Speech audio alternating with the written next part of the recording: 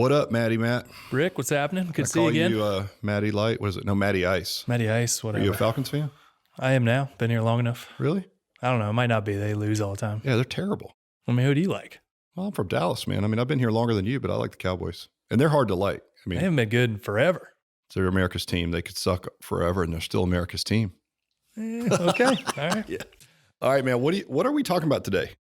Well, I had a question the other day from our licensees, and it was how we evaluate our trainers. So I figured you could tell me a little about that. Yeah. Listen, I get that question a lot too, so that's interesting. Well, let's start with, there's really two ways, right? So there's two ways that we feel like are the best two ways to evaluate trainers, coaches on your staff, right? Because sometimes it's kind of a gray area. Like you could go hard numbers, KPIs and things like that. But these are the two ways that we feel like are the best two ways, right? So we'll start with like the more traditional one of the two. And I've been asked this question before, like how often do you review your coaches or your team? You know, do you do an annual review, and does that always come with a pay raise? What does that look like? And it's like, sometimes not, right? Depends on the role of that individual, depends on the budget, depends on how the company's doing. There's a lot of things that go into that. But I will say that waiting a year until you do a sit down with anybody on your team is way too long. That's a long time. That's a long time. And, people can it's just, even in a small environment, people can get a little sideways with kind of how they fit in and what they're doing and what's next for them, right? So we switched a few years ago from an annual review to a quarterly review. So it's literally a quarterly sit down, right? So that helped a lot, because then we can get to sit down and have these conversations before things get too far gone, right? Even in a small environment, because when people show up, they're here to work, right? We're busy. So quarterly meetings, first of all, and as far as frequency. And then what happens in those meetings is real important. So it used to be sitting down and us just talking to our teammate about what they could do, maybe what they could do better, what we're seeing. And they're just sort of taking in our information. And then we would at the end be like, so you got any comments? And they're still trying to process. Yeah, exactly. No, I'm pissed, right? No, processing all the feedback we'd given them. So it's kind of hard time to be like, these are all things you need to do better, but you're doing pretty good, sandwiching it, right? You're doing really good. You could get better here, but overall you're doing really good. How do you feel about that? It's like too much pressure, and people don't think that way always, right? So what we found was better is to like put the onus on the people that we work with, right? So have them think about it before they get to the meeting. And this is the way that we do that. And I don't remember where I picked it up, but I certainly didn't create this. I borrowed it from some other business book or what have you. But essentially, this is what we do. We give them a basic template sheet to fill out, and it states, four things, essentially, 4 items that we're going to discuss. The first one is, what should you keep doing, right? Now, what that means is, imagine, I guess, you're thinking through the lens of like somebody on the team, right, that works with us. And they're thinking like, okay, what are some things I'm doing now that I think are positive, impactful for myself and for the team that I would like to continue to do? So in other terms, this would be like, what am I doing really well right now, right? What am I going to keep doing? And this might even like bleed over into personal things. Like, hey, you know what's been helping? I've been studying for precision nutrition certification, right? I've been doing a chapter a week, that's been helping me. Just learning helps me teach. It helps my brain. So I'm going to keep doing some kind of a course for an hour every morning. Great. Love to hear that, right? It's part of who we are, right? Sure. Awesome. Love to hear it. So keep doing. Could also be just things that are happening on the floor, or like, I'm going to keep, hitting those core tenets that we have, those type of things. So keep doing. And then the next one will be start doing. Well, before we go start doing, let's talk about keep doing. Is there any input that you're putting in from your side? Are you going to tell them? Good question. Sometimes yes, sometimes no. It depends. If we feel like, because this is an opportunity, keep doing is obviously very positive, right? It's sort of like, you think about this as things they're doing well. So this is actually a good time, good question, and a good time for you to add something to that. Like, you know what I also think that you should keep doing that I've noticed a difference in is this, right? Like, you get here, you're very organized when you get here. You get here, you're very methodical, you get your stuff done. You're ready for your sessions on time. You always look great. Whatever these little things are that you might notice, to give them a little bit of that pat on the back, right? So the keep doing is positive. They're thinking positively, and then you can certainly pile on something more positive, right? Yeah. As their manager or owner or whatever that is. So keep doing, positive. Next one would be start doing. And I would think of this as more like an opportunity, right? So for them, they might think, you know what I need? I really need to start again, we talk about maybe I need to start reading more about this, or maybe I need to start, I need to do a better job of looking for wins from my clients in every session, or I need to start eating better because I've been off my game lately and I don't feel like I'm living with integrity if I'm like eating terribly, right? And then trying to coach clients through fat loss, right? These are just examples, but there's a million and one of those, right? And again, as an input from the manager, if there's something that you would like to see them start doing, and again, we think about this as an opportunity, right? Then now would be the time to say, you know what I'd love to see you start doing? It's an example of people on our team. I'm like, I'd love to see you jump on the private Facebook page once a week, right? And leave a little bit of info. Like, you're a really dynamic coach, get the ear of the whole place. I'd love for people to hear more from you, right? So jump online, jump on our private Facebook page, do a 5 to 10 minute something on nutrition or habits or change or mindset, give me something like that. And they might be something that they didn't even think they were supposed to be doing or allowed to do. And they're like, oh, cool, I'll do that. I'd like to do that. Yeah, it's like, okay, good. But also it can't be just start doing now. It might be a build off of something positive they're already doing, right? So they might be already maybe dabbling a little bit on Facebook. It's like, oh, your posts are great. Let's start doing more of it, put more of a positive spin on it. Like you need to do more of this. Yeah. And I mean, listen, it's like, that's not negative. Like that might even be keep doing if they're doing it a little bit, right? Then it's like, keep doing that, maybe do more, but start doing is something like, where do we see an opportunity for you, maybe even within the organization or places to upskill yourself, whatever that is. So that's the way that we look at keep doing. So it's start, keep, and then stop. And stop could be seen as negative, but really it's just about what are some things that you're doing within the company that are maybe not helping you personally or helping the team, right, move forward. So you could say it might be something like, hey, listen, I need to stop, drinking so much coffee in the morning because I crash at 11 and I still have another hour to train people. And that's my 11 o'clock sucks, right? Or I need to, stop staying up too late at night because when I come in the next day, I'm knackered and everybody can tell, right? Whatever those things are, right? Yeah. Those are really basic examples, but there's a million and one. And this is your chance as an owner. If you see, again, something that maybe you'd like to see different, right? Something they're doing habitually that you don't like, maybe you could say, overall, I think you're doing really well. The thing that I see that you need to change is you need to pay more attention to the music that you're playing. Because when you come in, maybe in the afternoon shift when we're closed, you put on rap music and then you like it, so you leave it on at night, and that we have a set playlist. So like you definitely need to pay more attention to that and stop leaving the rap on, right, for our customers at night, because our customers are average start age of like 48 years old or now into the 50s. So it's like they don't like that kind of music necessarily. Yeah. Not always, but you know what I mean. So again, those are real basic examples. But so you've got keep doing, start doing, stop doing, and then the last one is what can we do for you? So this would be like a little bit of turning, right? So we're having a dialogue. Now, mind you, the magic in this is that you're putting the onus on the teammate to think about their own performance honestly and then present it to you. So you'll learn a lot about the people on your team based on the type of answers that they bring to the table, right? If they have nothing for you, they may not be putting a whole lot into their job. They might just be clocking in, clocking out, right? So that's the magic of putting the onus on them. Then that fourth question is, how can we help? Is basically telling them, like, based through the lens of the first three questions that we gave you, right? What are things that we can do to help you with that? So maybe they had to stop doing that. They don't really fully understand how to stop doing it, and they could really use your help doing that, right? Sure. Or maybe they want to start doing something like a blog post for the gym or jumping on Facebook, but they need you to help them understand technically how to use Facebook Live or whatever that is, right? Really basic stuff. And we've talked about this in previous meetings, Matt, where like teaching people how to work, right?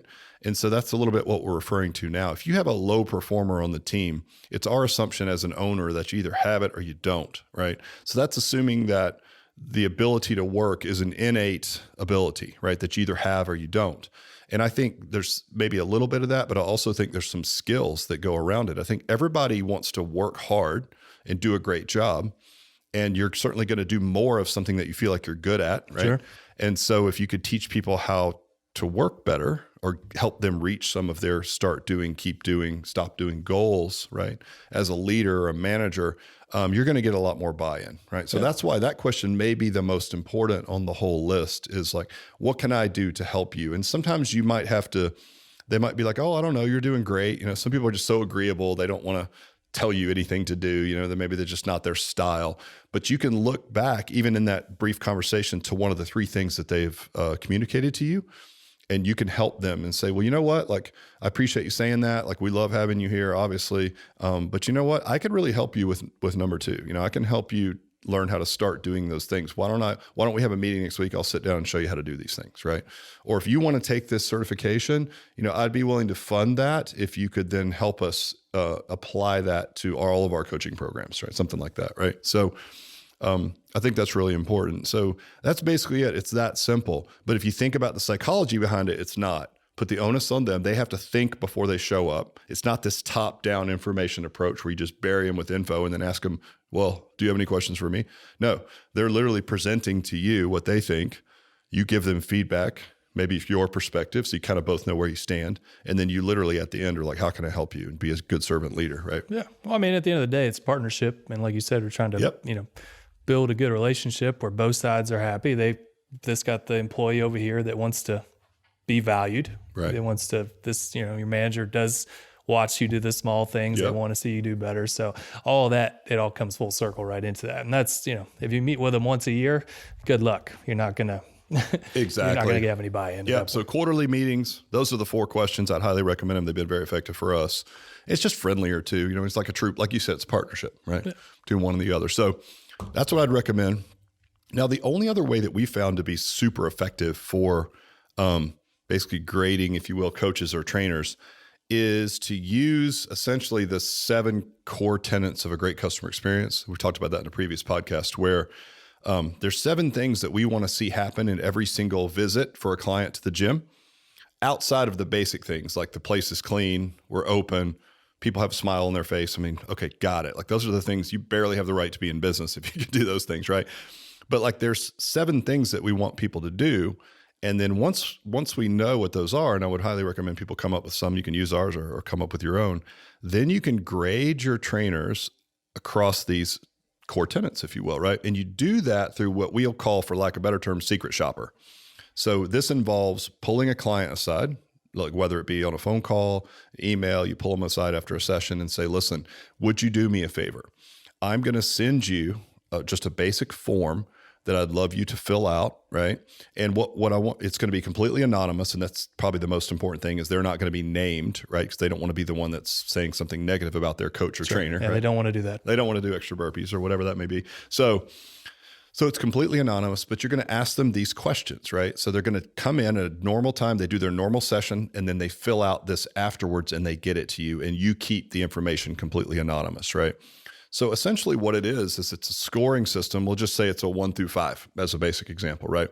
Around the 7 core tenets. We talked about ours. So, I mean, hell, I had to write them down because I've got so much shit going on. So, ours are the name game, introduction, describe benefits, touch, right? Touch during the session, look for wins, and then thanking people when they leave.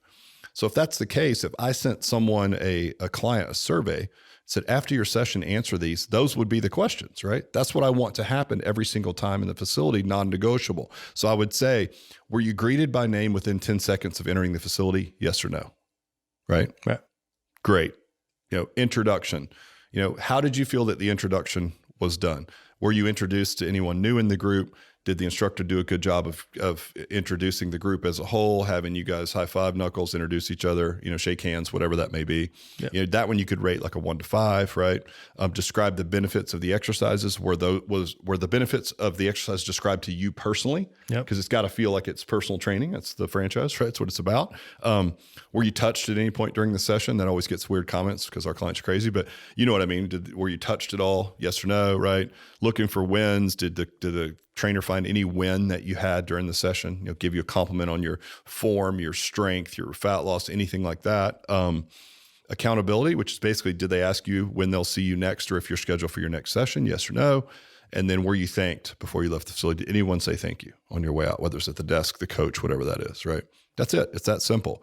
Then what we can do is when you have these data fields, if you will, you can compile that data. Then you can go back to the team. So you could do it as a team thing and say, guys, we're killing it everywhere except for touch. Like we suck at that. Yeah. So we might be, only 30% of the time are we getting positive feedback on people being touched. So we just literally have to role play it. Like, it doesn't matter. So you do a lot of role play with touching. Is that what y'all do? Everyone stand still and I've close never your been eyes. to a meeting where we did role play with touching. Matt's the main model for touching. He's very sensitive to that, as you can imagine. As a matter of fact, we could do a podcast just on touching. Yeah, You're right. yeah. That's a good idea.